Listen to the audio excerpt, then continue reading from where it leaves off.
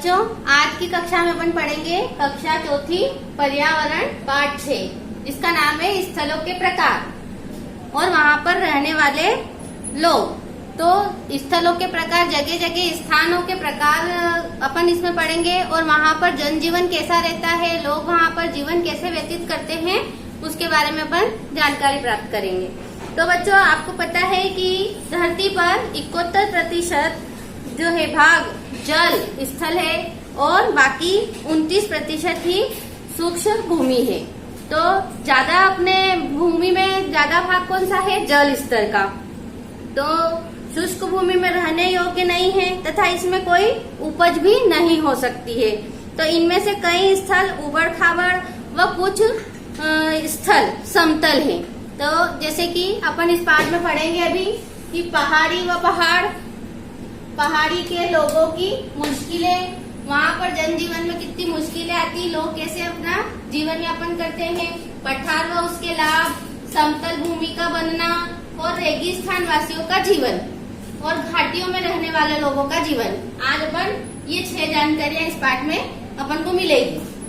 तो सबसे पहले अपन देख लें कि जब भूमि की ऊंचाई व ढलान से 3 प्रकार के मुख्य भू स्थल का निर्माण होता है, जैसे पहाड़ी व पहाड़ और पठार और समतल स्थल।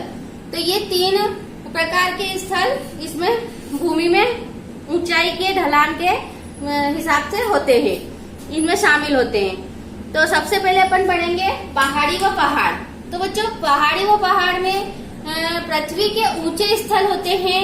पृथ्वी के वो हिस्से होते हैं जो 600 मीटर तक ऊंचे होते हैं, उसे पहाड़ी कहते हैं। और जो हिस्से 600 मीटर से ज्यादा ऊंचे होते हैं उन्हें क्या कहते हैं? पहाड़ कहते हैं। तो तब उसे पहाड़ी की श्रृंखला कहते हैं और दोनों के सबसे ऊंचे स्थान को क्या कहते हैं? चोटी कहते हैं। तो ये आपको समझ में आया होगा कि पहाड़ी किसे कहते हैं, पहाड़ किसे कहते हैं और चोटी किसे कहते हैं। तो दोनों के सबसे ऊंचा जो स्थान होता है, पहाड़ी व पहाड़ का जो सबसे ऊंचा स्थान होता है, उन दोनों के सबसे ऊंचे स्थान को क्या कहते हैं? चोटी कहते हैं। और पहाड़ी व पहाड़ पृथ्वी के ऊंचे स्थल है और पृथ्वी के वो हिस्से जो 600 मीटर तक ऊंचे होते हैं उसे पहाड़ी कहते हैं और जो हिस्से 600 मीटर से ज्यादा और भी ऊंचे होते हैं उन्हें क्या कहते हैं? पहाड़ कहते हैं। तो ये आपको समझ में आया होगा। अब अपन पहाड़ी और पहाड़ पर रहने वाले लोगों के जीवन के बारे में जानकारी प्राप्त करेंगे। तो यहाँ पर जमीनें क्या होती है? उबड़ खाबड़ होती है और यहाँ पर रोजगार भी बहुत कम मिलता है।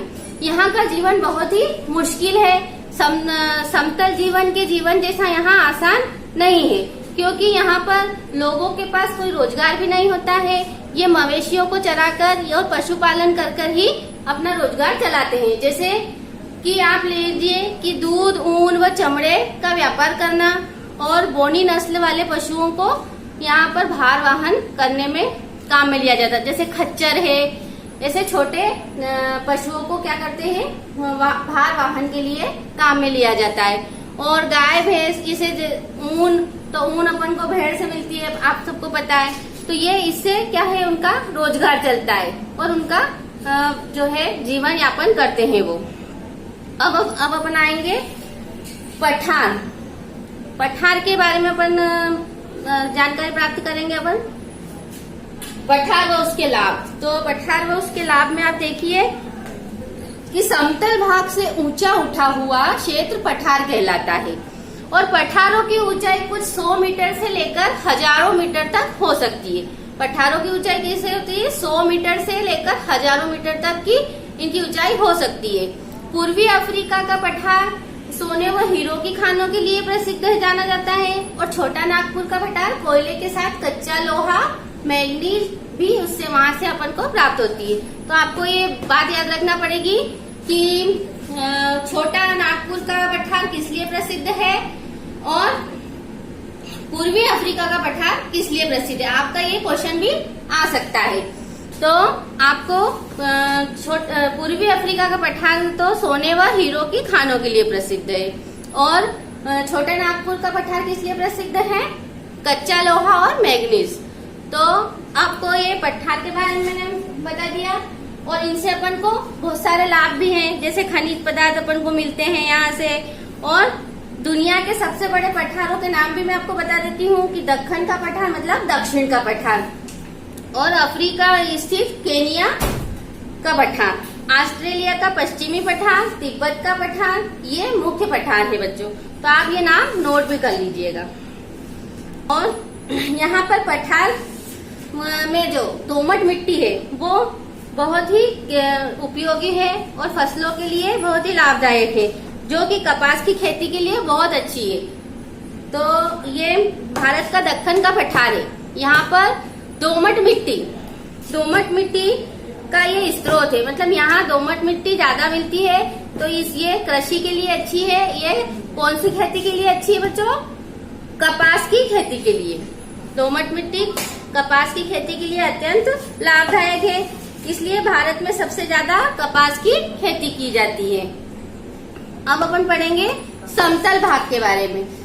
तो भूमि के विशाल में विशाल फैली हुई जो जगह होती है वो क्या कहलाती है? समतल जगह कहलाती है, सपाट प्लेन। तो वो समतल भूमि होती है और सामान्य भूमि कहलाती है।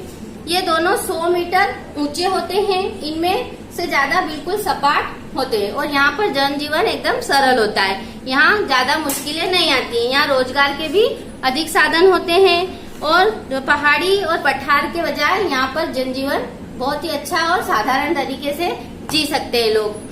तो आपको इसमें बताया गया है कि एशिया व उत्तरी अमेरिका के ज्यादातर भूभाग क्या है? समतल है। तो ये आपका क्वेश्चन बन जाएगा कि कहाँ के भूभाग ज्यादा समतल है? तो एशिया और उत्तरी अमेरिका, आपको ये याद रखना पड़ेगा। तो समतल भूमि पर जीवन, आपको इसके बारे में बताएंगे अब कि समतल भूमि कैसे बनती है और यहाँ पर जीवन कैसे बिताया जाता है। तो बच्चों, पत्थर के बारीक टुकड़े और खनिज पदार्थों की तरह समान रूप से जमीन पर बिखेर देती है। नदियों का पानी और समुद्रों का पानी, जब ये सब नदियों द्वारा लाया जाता है, रेत कंकड़ इनके बारीक टुकड़े जब वहाँ पर जम जाते हैं तो इनका समतल भागों का निर्माण होता है। एक बार और सुन लीजिए कि यह पानी नदी के रूप में जब बहता है तो यह उपयुक्त मिट्टी व जमीन का निर्माण करती है, तो ये समतल भूभाग बन जाता है। और नदियों द्वारा रेत कंकड़ लाए जाने और वहाँ पर बिछाए नदियों के जल के द्वारा जहाँ मैदानों में बिछाया जाता है वो क्या बन जाता है? समतल भूमि बन जाता है। अब यहाँ पर जीवन, तो समतल स्थल पर खेती योग्य जमीन पहाड़ी क्षेत्रों में काम में लाई जाती है और जमीन की तुलना में अत्यधिक बड़ी होती है। जमीन पर खेती के लिए मशीनों का उपयोग भी कर सकते हैं, बाकी घाटियों में और पहाड़ों पर हार्वेस्टर वगैरह का प्रयोग नहीं किया जाता है। तो यहाँ पर आसानी से खेती भी हो सकती है, खेती किसानी का काम हो सकता है। यहाँ जनजीवन एकदम सरल है। अब हम पढ़ेंगे रेगिस्तान वासियों का जीवन। तो रेगिस्तान वासियों के जीवन, पहले तो अपन समझ ले कि रेगिस्तान मतलब मरुस्थल। तो मरुस्थल में अपन ने देखा है मरुस्थल, तो मरुस्थल में यहाँ वर्षा बहुत कम होती है और बिल्कुल भी नहीं, कभी कभी तो बिल्कुल भी नहीं होती है, क्योंकि इन इलाकों में हवा जमीन से, वायु में आर्द्रता बिल्कुल कम होती है और जमीन से क्या है, पानी की तरफ बहती नहीं है, इसलिए यहाँ पर वायु में आर्द्रता भी नहीं रहती है, इसलिए यहाँ वर्षा बहुत कम होती है।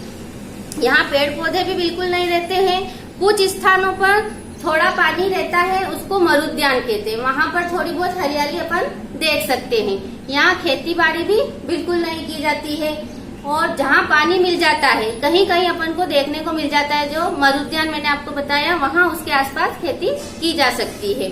अब वहाँ का जनजीवन के बारे में मैं आपको बताऊंगी कि यहाँ पैदावार असंभव है और यहाँ का पालतू पशु ऊँट है और उसको रेगिस्तान का जहाज भी कहा जाता है। कुछ जगह भेड़ बकरियां व अन्य मवेशियों को भी पाला जाता है। यहाँ पहाड़ी इलाकों से आसान जीवन है। पहाड़ी का जीवन मैंने आपको बताया कितना मुश्किल है। वहाँ के लोग जो है बहुत ही कठिनता से अपना जीवन जीते हैं। तो ये आपको मैंने मरुस्थल के बारे में बता दिया, रेगिस्तान के बारे में बता दिया। अब हम पढ़ेंगे घाटियों के बारे में। तो बच्चों घाटी यू या वी आकार की होती है और घाटी के बीच में एक नदी का बहना स्वाभाविक है। यहाँ की जलवायु ठंडी होती है, घाटियों में पेड़ पौधे बहुत होते हैं, इसलिए भी यहाँ पर क्या है, वर्षा अच्छी होती है। यहाँ यातायात के साधन भी मुश्किल होते हैं, यहाँ व्यापार व्यवसाय भी विकसित नहीं होते हैं। इसके यहाँ पर अब जनजीवन किस प्रकार से लोग बिताते हैं, अपना जीवन कैसे व्यापन करते हैं, तो अपन इसके बारे में पढ़ेंगे कि भेड़ चराना यहाँ के लोगों का मुख्य व्यवसाय है। यहाँ काफी मात्रा में चारागाह होते हैं। यहाँ भी सीढ़ी नुमा खेती होती है और पहाड़ी जनजीवन की तरह यहाँ हथकरघा उद्योग मतलब हस्तकला की चीजें बनाई जाती है, जैसे कालीन है और बैग है, तो कशीदाकारी और मतलब हाथों से कारीगरी करके वो लोग क्या करते हैं, अपना रोजगार चलाते हैं। तो इस तरह से वो घाटी के लोग अपना रोजगार इस प्रकार हाथों से चीजों हस्तकारी करके अपना जीवन यापन करते हैं। यहाँ पर मुख्य फल सेब और आड़ू की है। यहाँ का मुख्य फल क्या है, सेब और आड़ू है। और खेती के लिए विशेष फार्मों में इनको उगाया जाता है, मतलब कृषि भी क्या है, इनको विशेष फार्म बना के और ये सेब और आड़ू का जो है खेती की जाती है। तो बच्चों ये आपको मैंने 6 पार्ट समझा दिया है, आप भी और इसको पढ़ लेना अच्छे से, आपको समझ में आएगा कि अपन ने सभी स्थलों में किस प्रकार के स्थल होते हैं, वहाँ लोग कैसे जीवन यापन करते हैं, अपन ने इसके बारे में पढ़ा।